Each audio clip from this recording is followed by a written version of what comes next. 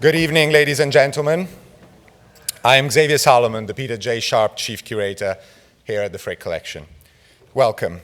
The Frick Collection invites each year a prominent scholar to deliver the Alex Gordon Lecture.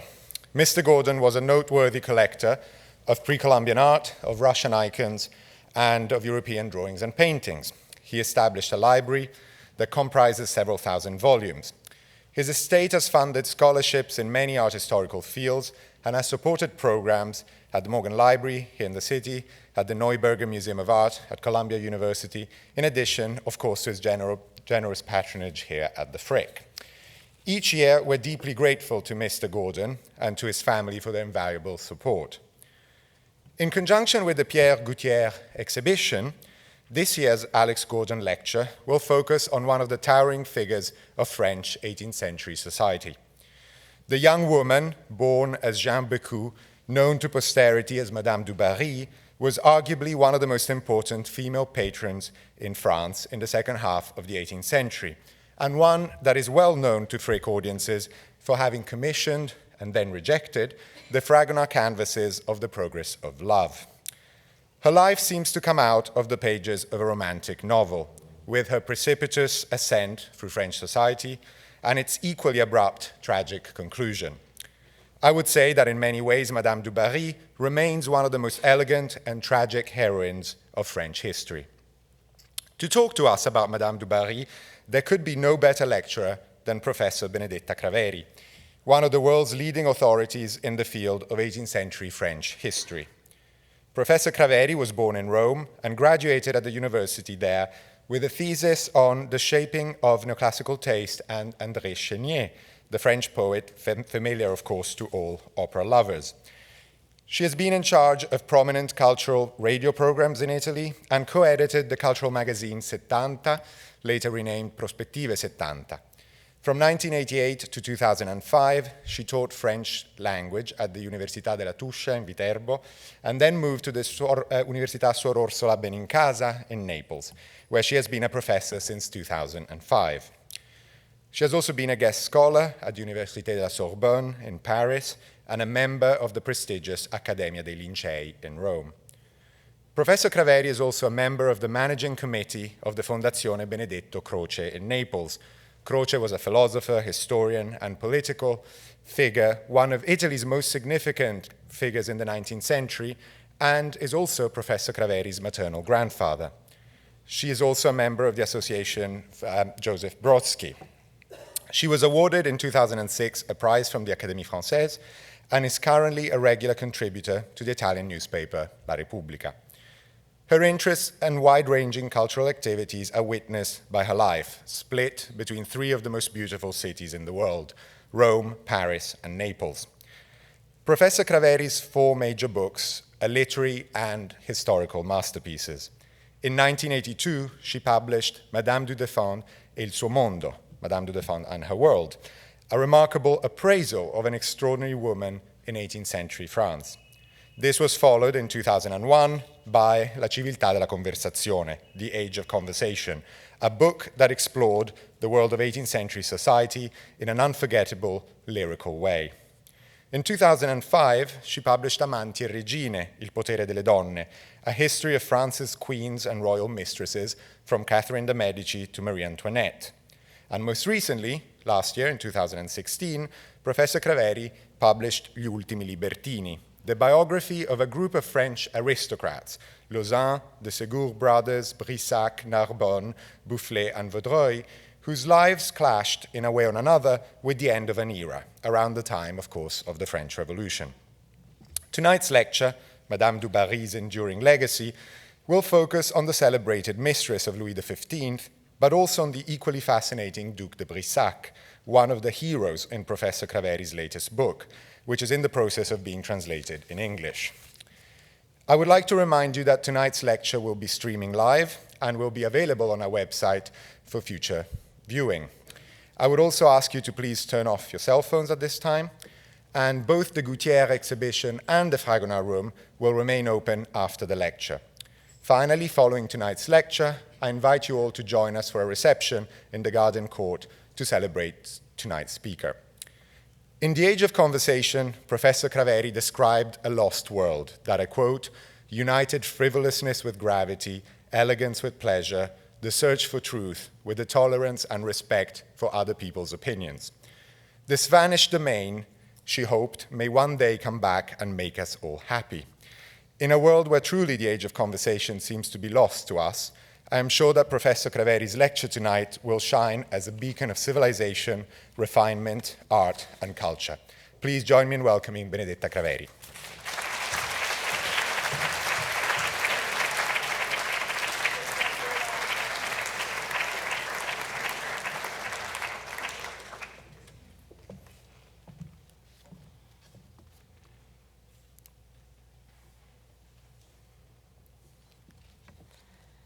I would like first to thank the Frick Collection and its team, particularly Xavier Salomon and his so warm welcome, to have been kind enough to invite me to talk about Countess Jeanne du Barry, the last maîtresse en titre de Louis XV, and her legacy.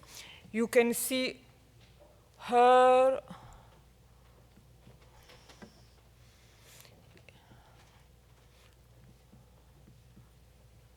Xavier, does it work?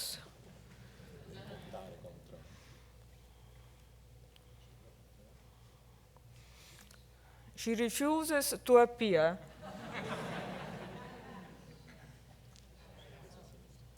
A sinistra, no? So you will see her in several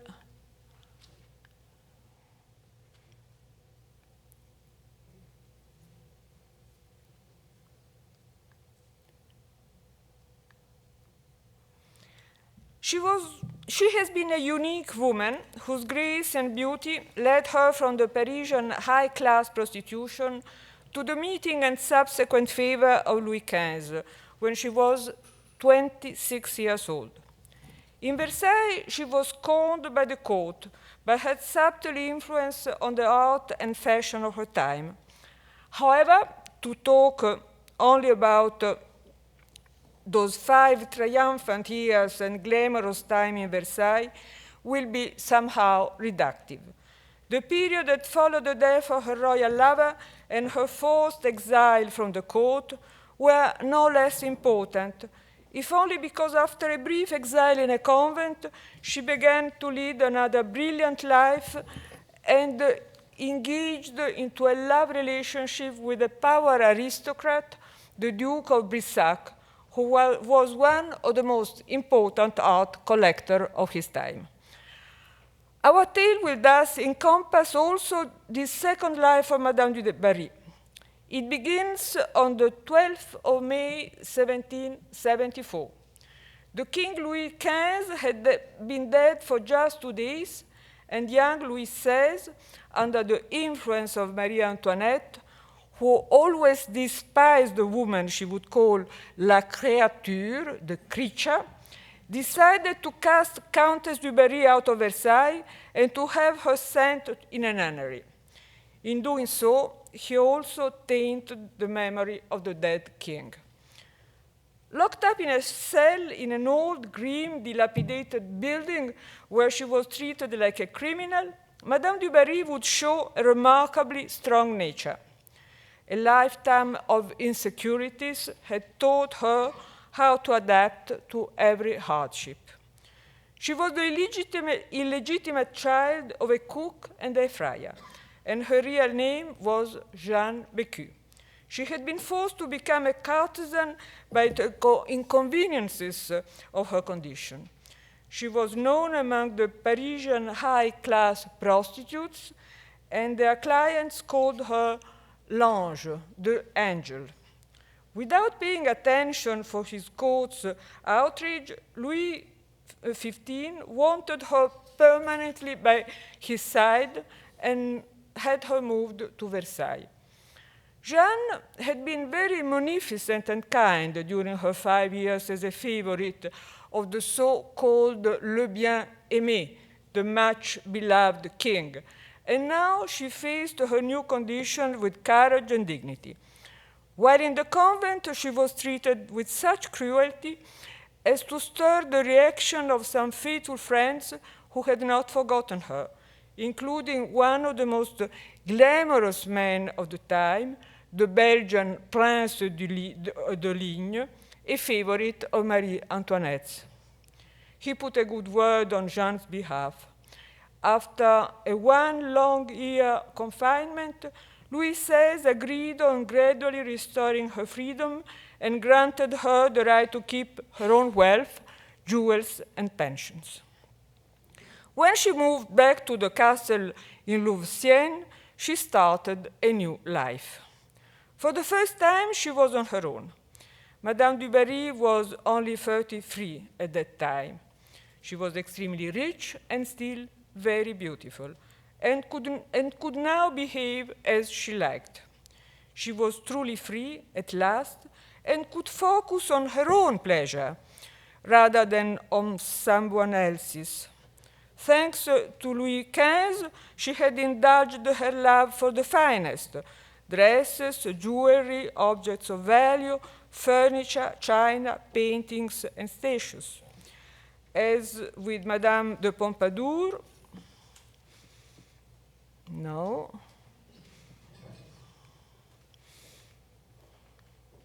Voila. Jeanne's name was now becoming associated with a transition time in French art, a trend that would be known as du Barry style. Indeed, when she had enjoyed the use of the Petit Trianon, as the maîtresse en titre, she turned out to possess remarkable, elegant, and simple taste.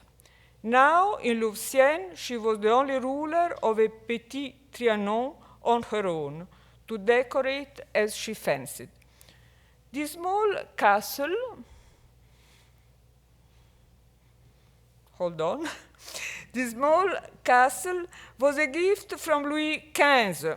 It stood on a wonderful park upon a hill that looked over the woody green Seine valley. The spire of Paris churches light up on the horizon. To revel even more in that wondrous view, the Countess had entrusted a young visionary architect, Nicolas Ledoux, with the task of building a special pavilion on the terrace overlooking the river. When he was commissioned to design the pavilion of Louveciennes, Ledoux was just 34. In the words of Colin Bailey, he was the most ambitious and well-patronized architect of the day. At the time, Ledoux was busy designing an extremely opulent manor in the Chaussée d'Antin in Paris for another well-known courtesan, the ballet dancer Marie-Madeleine Guimard, the lover of the Duke of Soubise. Ledoux had embarked on a dazzling career well sheltered under the crown's wing. In just 3 years, he would be appointed the king's personal architect and member of the Académie des Beaux-Arts. Ledoux's most renowned buildings include la Saline Royale d'Arc et Senon. No, this is one of the other very famous buildings, the custom houses of Paris. Voilà la Saline, that looks like a temple. But let us now go back to Louveciennes. With its 4-column peristyle that made it resemble an ancient Roman temple, the pavilion was a precursor of a new, although classical, view on the relationship between nature and architecture. Here we can see a picture of the outside of the pavilion drawn by Hill during the Napoleon era. We can also see an engraving of the architectural plan of its basement. Here is the half-moon vestibule. Shall I see? Shall I try?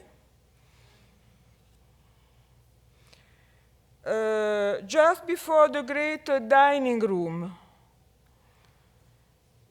which leads to the so-called King's Hall. This opens on a terrace overlooking the Seine. Ledoux had the pavilion built in record time. He employed the best workmen, thus acting as an architect and as an entrepreneur. The building was adorned with the finest decorations by Gouttière, the renowned bronze artist who had just worked at Versailles and whose brilliant masterpieces are just now in display in the Frick collection. I'd just like to show you one of his doors handles.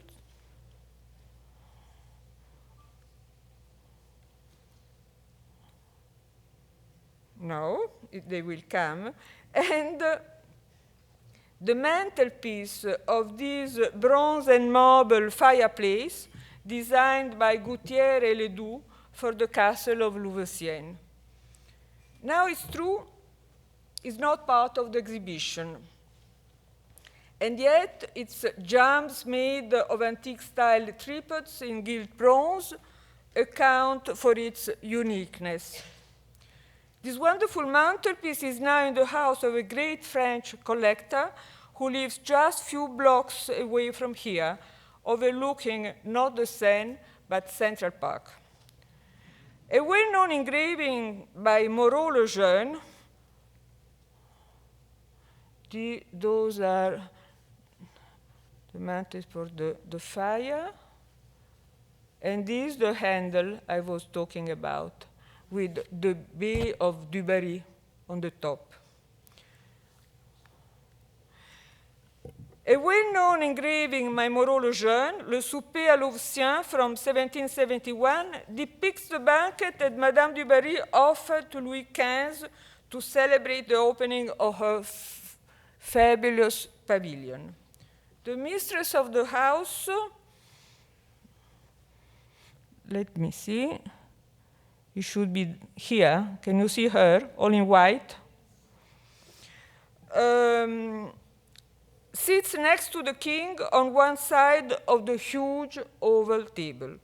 The scene is flat lit by the large torch holders, their reflection shining in the mirrors.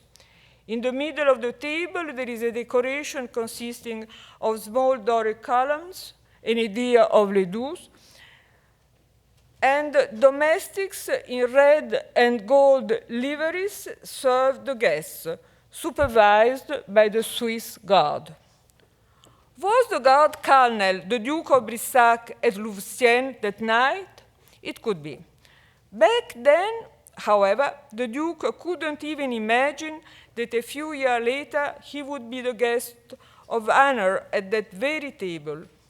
Indeed, after the death of Louis XV, Madame du Barry started a durable, happy relationship with the Duke, who had long been in love with her. And it is this love story that I would like to recall tonight, for the relationship between Madame du Barry and the Duke of Brissac did not spring only by pure passion, but also from their shared love of art in all its forms. So, who was the Duke of Brissac, and when did his path cross Madame du Barry's? Born in 1735 into an aristocratic family of the court, Louis Hercule Timoleon de Cossé-Brissac was the son of Marshal of Brissac, governor of Paris. He was an Herculean figure, something of a giant, muscular and strong, and a good military man. A very fine portrait of him, painted by François Hubert Drouet and currently exposed in the Museum of Versailles, depicts him at just around 40 in his smart uniform of the Saint-Suisse, the king's personal guard. He had a fine, handsome face and sensuous lips under musketeer like mustache. At 24, a marriage had been arranged for him with Adélaïde Mancini-Mazarini, daughter of the Duke of Nivernais, the grand-nephew of Cardinal Mazzarino. A felicitous marriage, as it turned out. The bride was young and pretty and very lively, and she immediately fell in love with the man her family had chosen for her. Even though he was a tombeur de femme, a womanizer, if you want, the Duke was nonetheless very fond and caring for his wife, and the couple lived happily for several years. In 1771, however, just as the family was celebrating the birth of a male heir, the first symptoms of a marital crisis emerged. The Duchess would transgress the aristocratic habit of having a wet nurse and would breastfeed her baby herself, as preached by Jean-Jacques Rousseau. The Duke, on his part, fell under the spell of the king's mistress. After her official introduction to the court, which took place on the 2nd of April 1769, and receiving the title of Countess, Madame du Barry had settled in an apartment just above the king's room. Her bedroom was initially meant to be occupied by Brissac himself, who was entrusted with the king's safety as the captain of the Saint-Suisse. Since his place was now in the attic rooms, the Duke's lodgings were very close to those of the new Countess, and from the very beginning she showed her a gallant and deep devotion. We cannot know whether his attachment to the king's favorite was a side effect of his loyalty to the crown, or if he had been genuinely captivated by that beautiful, bewitching young courtesan. What we can rule out is that he was driven by pure ambition. During the 5 years of du Barry's glorious time in Versailles, he didn't receive any promotion or higher assignments. He was only given one privilege that we could ascribe to the Countess' action upon the king. Shortly after her son was born, the Duke's wife was nominated the lady-in-waiting of the Dauphin. Here is Marie Antoinette as Dauphine. But we cannot be sure that the Duke himself requested it. It seems more likely that the idea came from the king or from du Barry herself, in the hope that the charming Duchess would temper Marie Antoinette's hatred toward the king's favorite. Regardless of the mind behind it, it turned out to be a very bad idea. Madame de Brissac wasn't too fond of the court routine. Furthermore, like most noble women, she felt outraged at the thought of a common prostitute living in Versailles as the king's mistress. To think that she probably owed her prestigious assignment of lady-in-waiting to that woman must have truly hurt her pride. She consented, mostly to make her husband happy and to not disrespect the Dauphin, but her frowning behavior bore all the marks of jealousy and scorned pride. Madame de Brissac got into Marie Antoinette's good graces at once, and since the beginning it was very clear that she wasn't willing in the least to stand by Madame du Barry. Quite on the contrary, she was eager to fan the flames between the Dauphin and the king's mistress. When, however, in July 1775, she took leave of Marie Antoinette, who at that stage was the queen, it was not because of the now harmless Madame du Barry, but because her own son was severely ill. Her detachment from social life was shortly followed by the death of her son and by another detachment, that from her husband. The couple would go separate ways, but they would never disrespect each other, nor fail to uphold the honor of their family for the sake of their only surviving daughter. Unlike his wife, the Duke de Brissac kept his position at court and didn't shun the call of love. We cannot know when his affair with Madame du Barry turned into a solid relationship. But what we do know, however, is that the Duke always stood by her after the death of Louis XV. It was only in 1782, though, that their love story became official, as we learn from the Count of Alonville. News of their liaison as a long-standing relationship, however, were appearing in the 1783 gazettes. And while the public opinion was still against du Barry, the members of the court were having a change of heart. A testimony can be found in several memoirs written by the aristocrats after the Revolution. They all regretted the prejudice shown toward the Countess and would now refer to her in flattering terms, expressing their admiration for a former coquette who turned into an honnête femme, a real lady. It is true, as the Count d'Alonville would point out, that the chivalrous devotion Brissac showed to her helped to restore her good name. But Madame du Barry's gracious metamorphosis had started from her own self.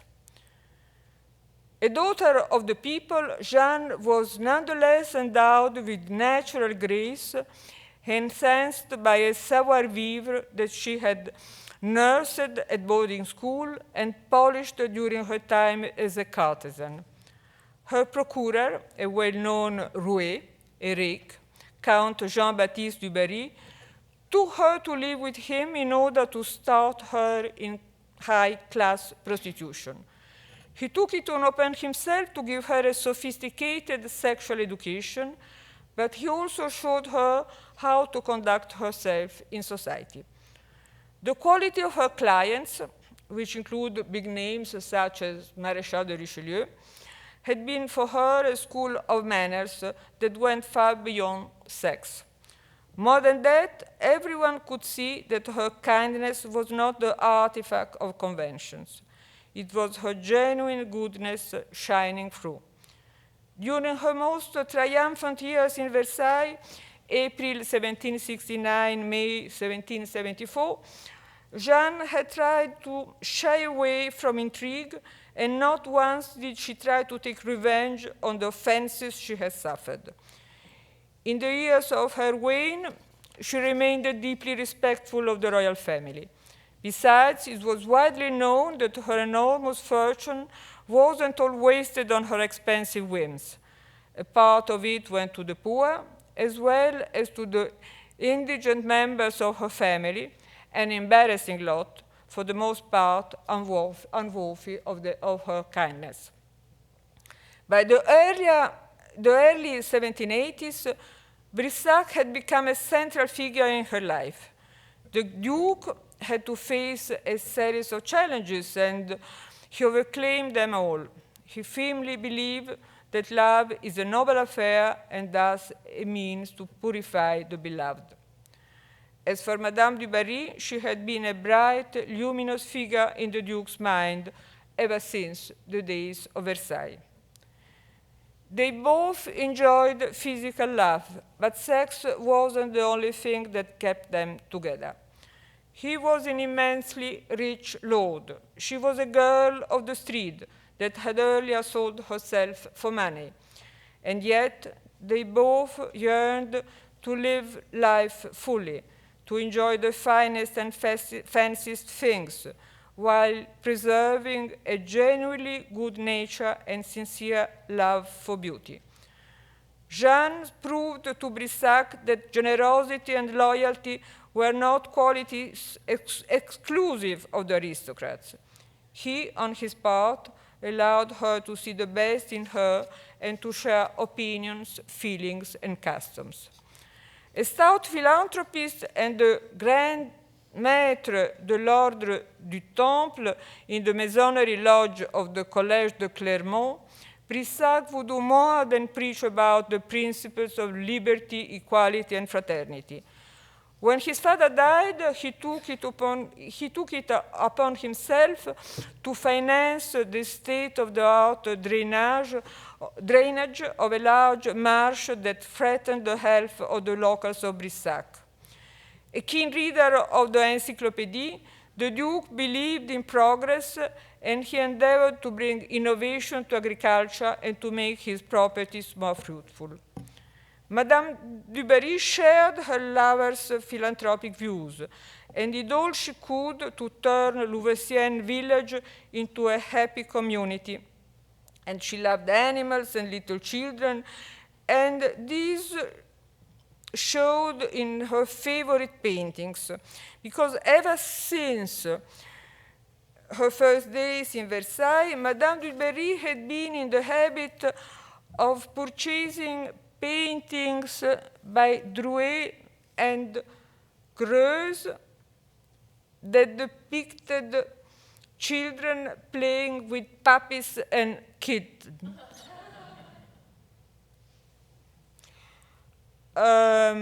She bought them with the intention of keeping them, go back, in her official collection, amidst serious portraits, scenes from mythology, and allegoric pictures. But in her Louveciennes retreat, she could forget about the need to show off her position with sophisticated items of collection. As for Brissac, he loved art wholeheartedly. He was a true connoisseur and a great collectionist, with whom she was delighted to discuss matters of art and taste. It was he who taught her how to truly appreciate the art of painting en connoisseur. Back when she was a favorite, Madame du Barry had already proved to be a lover of art, as she would invest large sums of money in paintings, sculptures, furniture, china, and objets de vertu. One might wonder whether she was driven by her own inclinations or by some sort of compulsion for all things fine and expensive, or by the wish to equal Madame de Pompadour, she will come later, the previous maîtresse en titre and an influential patron for the artists of the time. In fact, it was probably because of all three reasons. As art historians have noticed, at first, Madame du Barry only cared about her own representation and would often ask her portraitist to touch up their portraits of her. Later on, however, she tried to get involved in the Bâtiment du Roi designs and even in the Académie des Beaux-Arts. But is there such a thing as du Barry taste, a du Barry style? At the dawn of her success, Christian Boulez says, the Countess has sponsored works of art that were halfway between the official art of the court and that of Paris. A figurative world full of love affair, nude figures, abductions, embraces, menads, satires, in honor of victorious Eros. But later on, she championed a more sober style, and in the wake of Madame de Pompadour, she stuck to the trends that the artists and artisans working for the crown were more accustomed to. She did, however, to have the merit of believing in Ledoux' talent. She backed his choices and enabled him to create a marvelous body of decorative art, quintessential of one of the finest of 18th century France. On his part, Brissac had long proved to possess outstanding taste. In the late 1760s, he became the owner of a superb collection of works of art that he exposed in his magnificent Hôtel Particulier in Rue de Grenelle. It was a rather usual act, indeed. When Louis XIV died, leaving the position of royal patron vacant, a host of princes du sang, or great lords, magistrates, moneymen, and wealthy bourgeois stepped in, seeing private art collection as a way to enhance their status and reveling in it. What made Brissac collection special and made it the envy of amateur and connoisseur was its outstanding quality.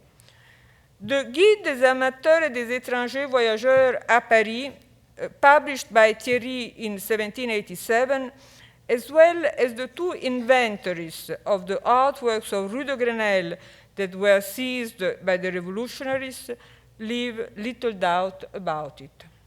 The second inventory, compiled during the revolution by Jean-Baptiste Lebrun, one of the finest art experts of the day, was especially interesting.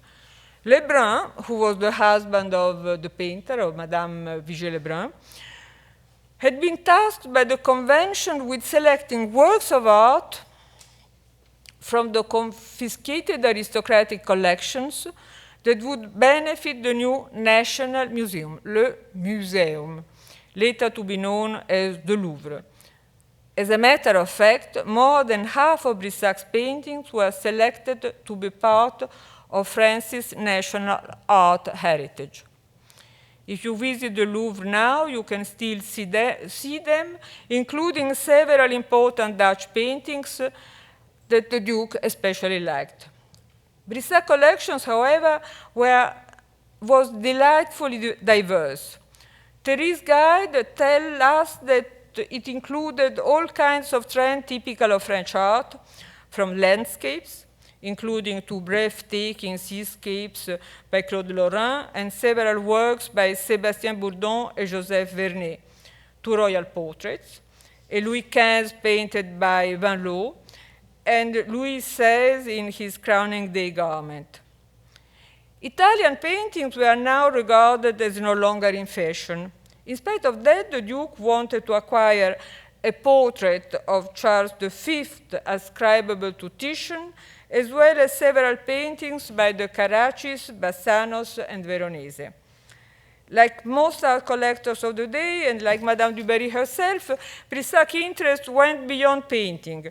His collected featured ancient and modern sculptures, antique weapons, furniture, and china.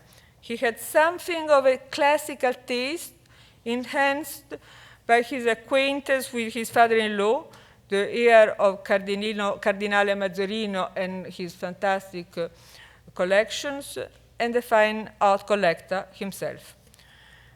Brissac's eclectic taste might be regarded as predictable for collectionists of the time, but he and Countess du Barry shared the same eager taste for new trends and artists.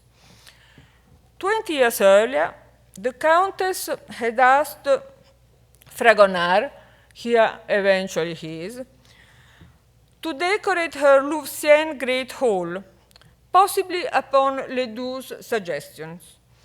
However, when she laid her eyes upon the 4 large panels depicting le progrès de l'amour dans le cœur d'une jeune fille,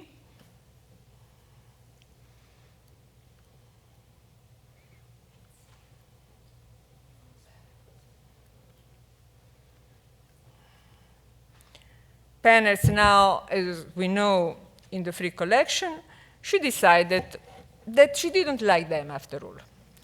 She thus commissioned Joseph-Marie Vien, an advocate of neoclassicism, with something more academic. Did the Countess regard Fragonard's painting as belonging to the Rocaille period, Boucher-like, obsolete? Critics seem to agree on that. Colin B. Bailey has stated that style is the key to understanding Fragonard's failure at Louveciennes. But he clarified that, in this case, style is not referred to as, I quote, in the categories created by modern art historians, the antagonism between Rococo and neoclassical. Rather, style, he said, should be understood as a conflict between personal and corporative expression. Fragonard's energy and diffusion, I quote, were in conflict with the polished surfaces and the exquisite ornamentation overall that Ledoux has fought to achieve throughout Louveciennes' interior. End of the quote. According to Bailey, Fragonard's pictorial expression and experimentalism turned out to be incompatible with what Ledoux and Madame du Barry thought as decoration should be.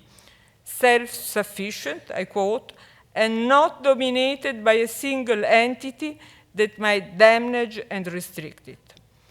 Today, the Frick collection can boast the panels of Fragonard, regarded by several critics as the pinnacle of his production. They also, in a way, are a reminder of the everlasting battle between the demands of the so-called interior decoration and the artist's inspiration.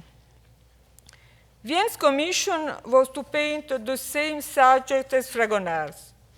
Madame du Barry instructed him not to draw inspiration from mythology or history, so he pictured 4 allegorical figures in Greek style.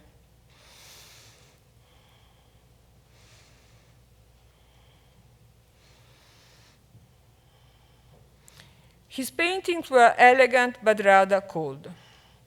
Ironically, however, a few years later, they would serve as another testimony of the love between Brissac and Madame du Barry, as they played some sort of amorous game based on affinities, taste, and a mutual secret homage. Because in 1778, the Duke acquired the famous La Marchande à la Toilette, also known as La Marchande d'Amour, selling of cupids, as homage to the lady of the castle of Louveciennes. The work, which had earned Vien considerable success in 1763's Salon, drew its inspiration from an ancient Roman painting found in Stabia and now on exhibit at the Naples National Archaeological Museum. It is Vien's most original and celebrated painting and can be admired now at the Château de Fontainebleau. Robert Rosenblum has written important pages about the influence this painting has had on the evolution of the neoclassical taste. It depicts 3 women dressed in ancient Roman clothes, sideways, in a fashion which is typical of friezes. One of the figures is a young peasant on her knees. In her left hand, she's holding a basket full of cupids. In her right hand, she's holding a cupid by his winglets and is hanging him to a seated young matron. Diderot, in his Salon, underlined the gesture of the young Cupid, and that is very, very allusive to erotic activity with some imagination. So it wasn't so cold after all. Anyhow, in 1787, the Duke of Brissac would find delight at having this painting hanging in his bedroom wall in Rue de Grenelle. And 1 year later, in order to make the composition truly complete, he commissioned Vienne to paint L'amour fuyant l'esclavage, that is love breaking free from slavery. Le voilà. Of course, fleeing from the chains of love wasn't what Brissac had in mind, as he would gallantly explain to Jeanne in a letter in 1789. And as much as he agreed with the critic that it was a neat painting, but rather cold and not very piquant, he thought that its, I quote, details and colors were beautiful, so that the painting would look charming no matter what. The lovers were extremely fond of these two paintings as an allegory of their relationship. And on the 29th of Frimaire, after the death on the guillotine of Madame du Barry, her possession was seized by the authorities. And, surprise, both La Marchande d'Amour et L'amour fuyant l'esclavage were found hanging from her bedroom wall. Obviously, Brissac had given them to her as a present. The couple had also predilection for Elisabeth Vigée-Lebrun, Marie Antoinette's favorite painter. She magnificently captured Jeanne's beauty and truly understood her modern taste. Brissac commissioned her with two celebrated portraits of Madame du Barry.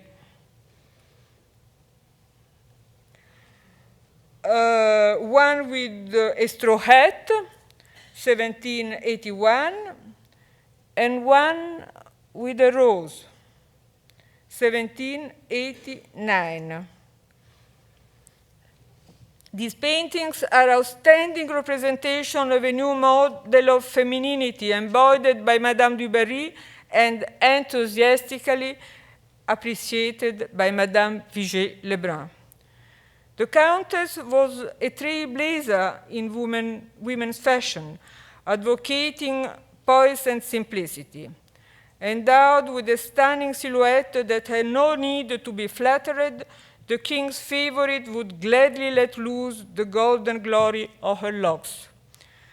She put aside corsets and whalebones and never wore the huge side hoops that were customary at the time.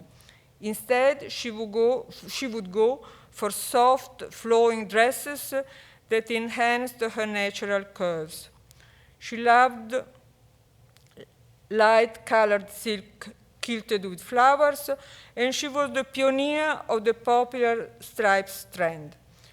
When she left the court, she started wearing cotton and white muslin. She was a decade ahead of her time, embodying the ideal of a genuine, refined feminine beauty, sensual and innocent at the same time, an ideal that Madame Vigée-Lebrun would depict exquisitely. These two portraits are symbolic of the thrust toward a quintessential simplicity that their talented creator would tirelessly promote among the women of her day. Leonard's towering coiffure were replaced with straw hats and handbands tied in ribbons around luscious golden locks. The convoluted designs of Madame Bertin, Marie Antoinette's personal seamstress, were replaced with sober white muslin gowns.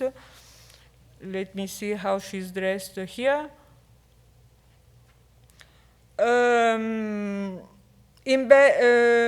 Tied by a sash. The joyful hedonism of the Lady of Louveciennes shines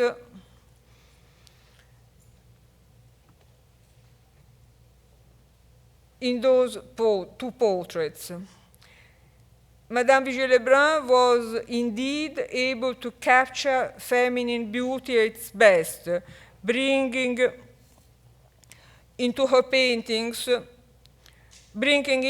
paintings with the fragrant wind of sensuousness.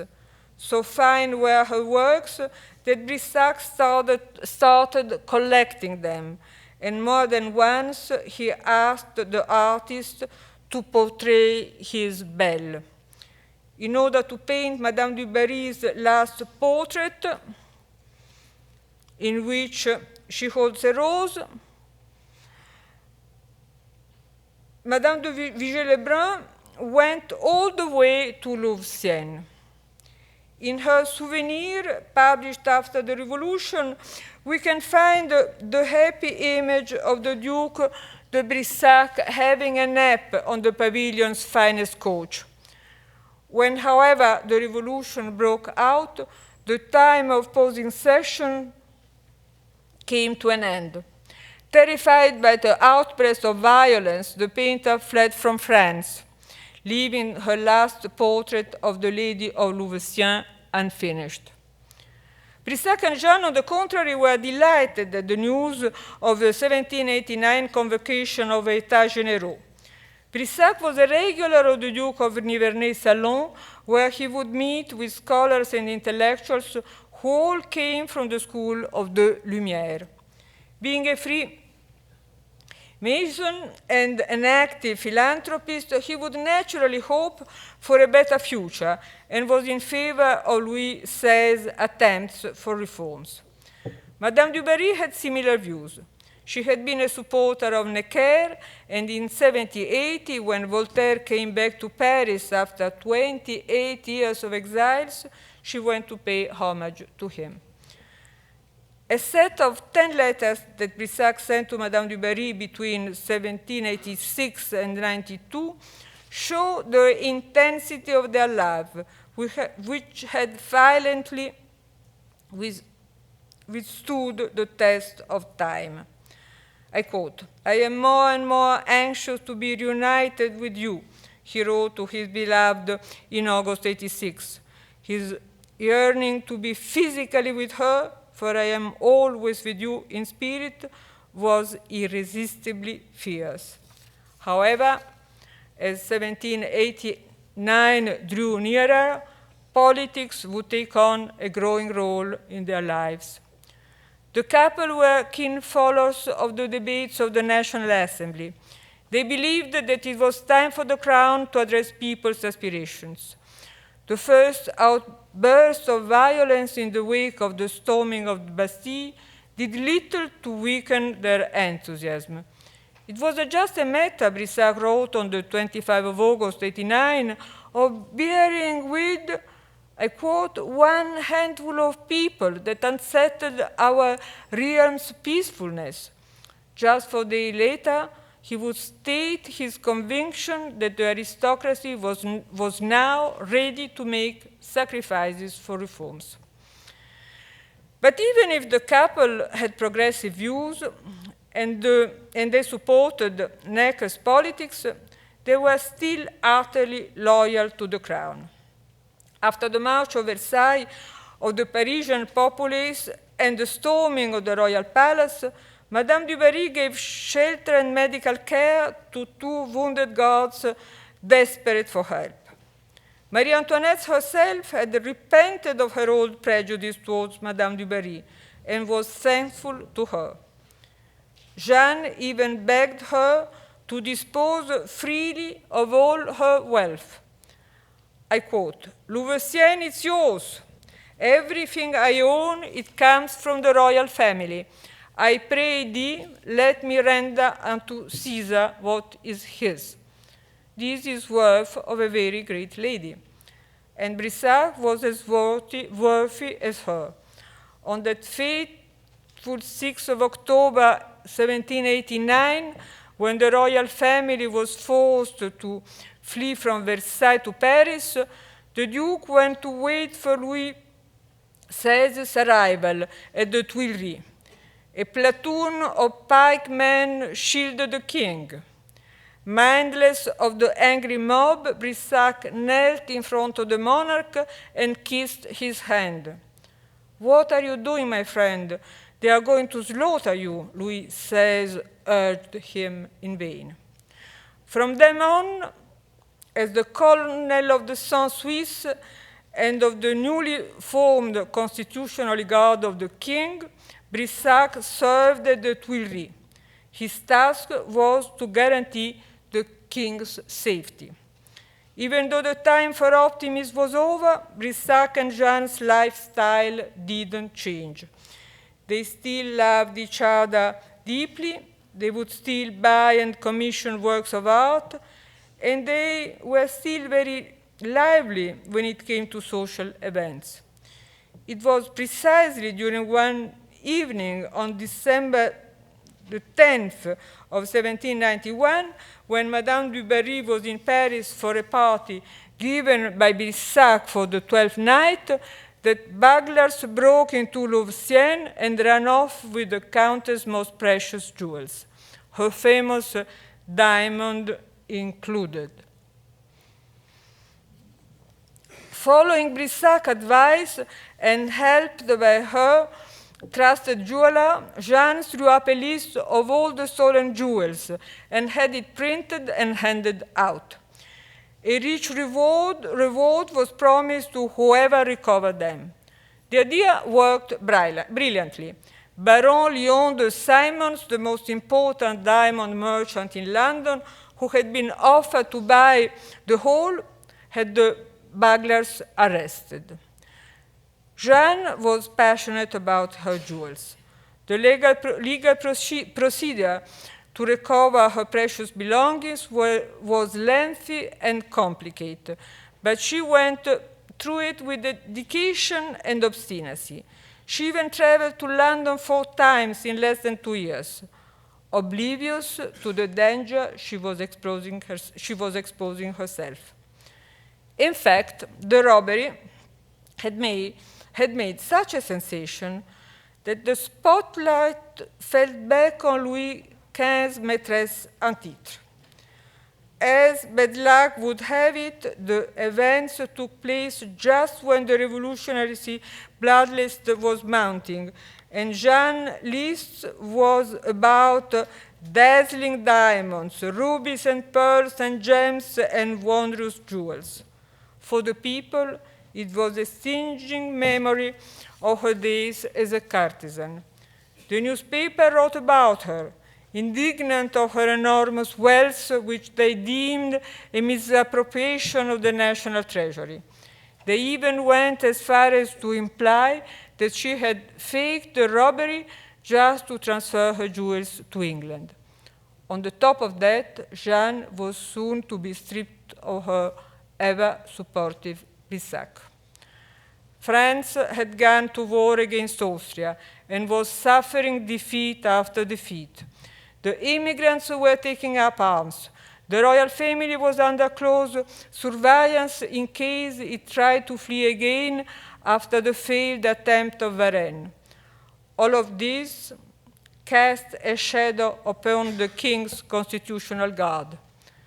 Finally, in May 1792, the guard was disbanded, and charges were pressed against Brissac for letting his anti-constitutional and anti-revolutionary attitude into the guard. The Duke was immediately sent to Orléans, the seat of the High Court of Justice. On June 14th, he stood trial with the certainty that the charges against him were groundless. But when news came on August the 10th that the Tuileries had been invaded and the monarchy had fallen, Brissac had no doubt left about his fate. A month later, under pressure of the Jacobin clubs, the Assembly ordered the prisoners awaiting trial to be moved to Paris. And when the convoy arrived at Versailles, now it was assaulted by a mob of sans-culottes armed with pikes and bayonets. Brissac was on the 3rd car. He seized a stick and fought bravely until he succumbed. His head was cut, spiked, and paraded throughout Versailles, and it was finally thrown into Louveciennes garden of Jeanne. A few days earlier, expecting the worst, the Duke had written to his beloved, saying that his last thought would be for her. The gory death of the man who had been her companion through the happiest 15 years of her life was a staggering blow for Madame du Barry. And yet, as desperate as she was, Jeanne's love for life remained. Moreover, she had not forgotten about her diamonds. Again, she went to London to press the judges for the final part of the trial, and it was there that she received the news that Louis XVI has been put to death at the scaffold. Everyone, including Pitt, encouraged her to stay in England, but Jeanne didn't want to leave her country. Having heard that Louveciennes had been seized by the French authorities due to reports of her being an expatriate, Madame du Barry decided to return to France.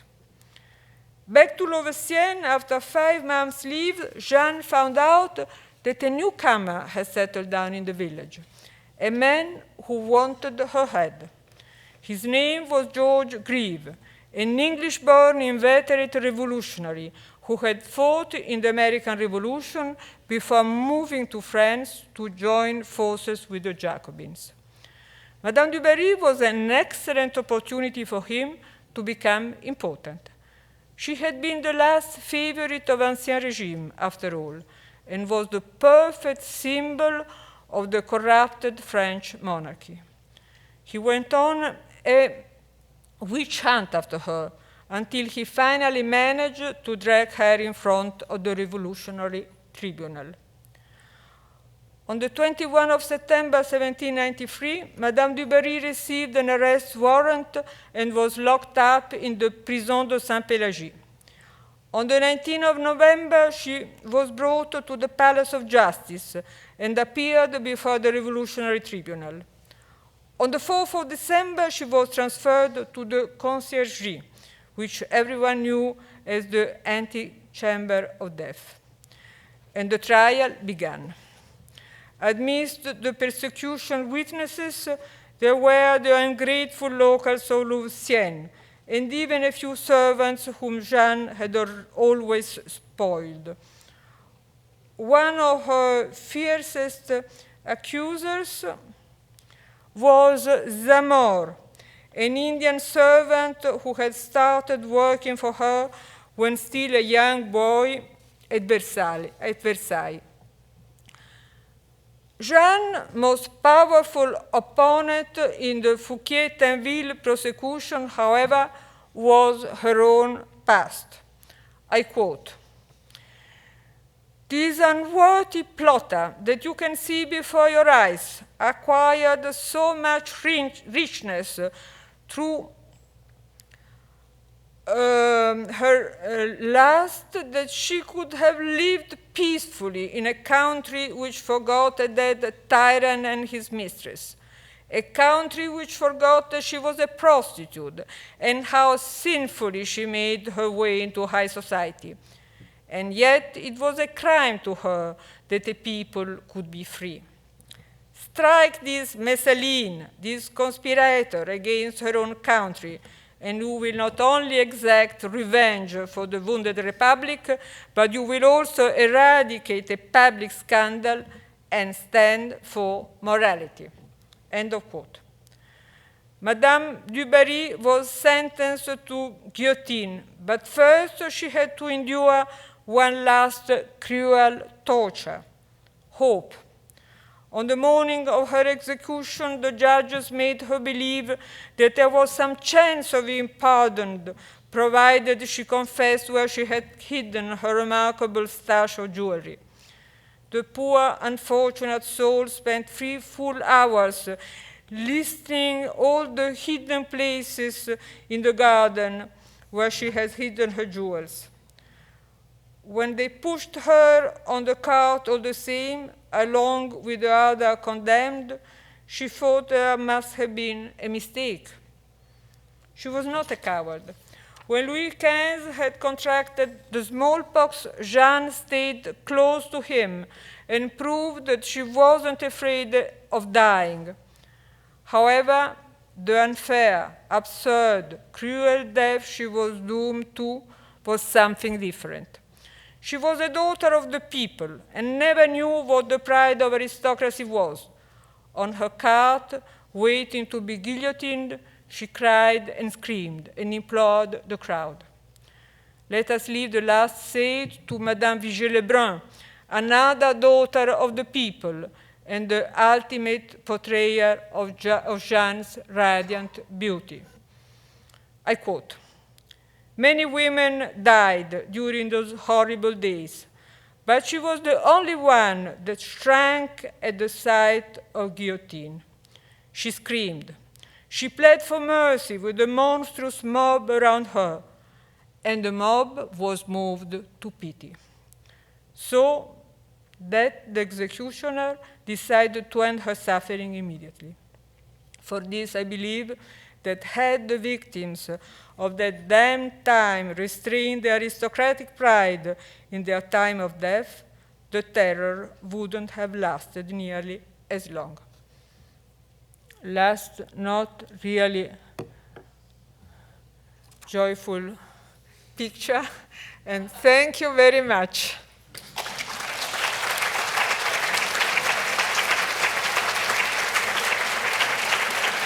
Let's go back. This is better.